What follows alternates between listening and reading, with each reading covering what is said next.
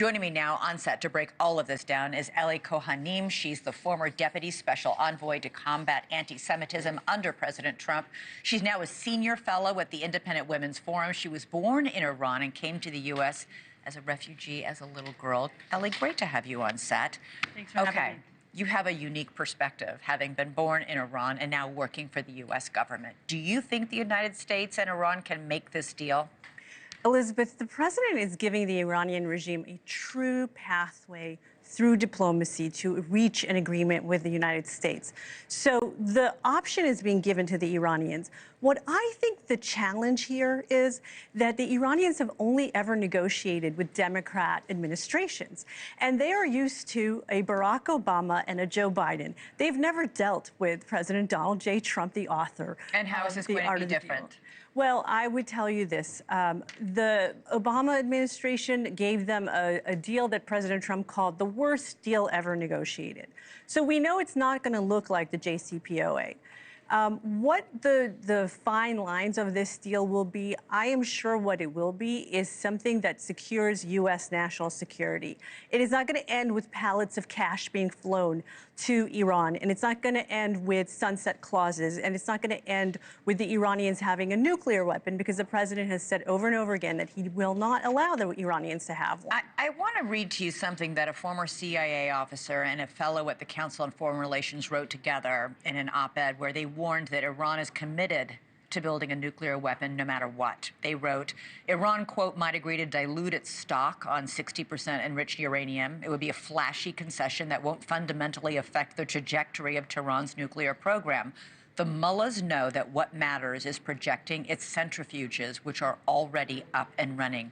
These centrifuges are incredibly difficult to find. Here's the problem. We can't get in there and make sure they're not building a nuclear weapon, because they can do this now in smaller and smaller places. How will we enforce any deal that involves Iran saying, okay, we won't build a nuclear weapon, but actually we are going to be doing it? Well, listen, there's lots of different ways to get to that. But I think that what the folks who wrote this op-ed and what I'm saying is the same, which is the challenge here is the Iranian regime understanding that they're being given the pathway to negotiate an earnest deal with President Donald J. Trump. And if they don't want to take that, Elizabeth, if they don't want to, for example, allow verification processes, then the president has made very clear he's been moving military assets, a tremendous amount, into the region. There have been 25 cargo planes being filled with munitions delivered to Israel since April 25th. Since April 10th, there's been 25, okay?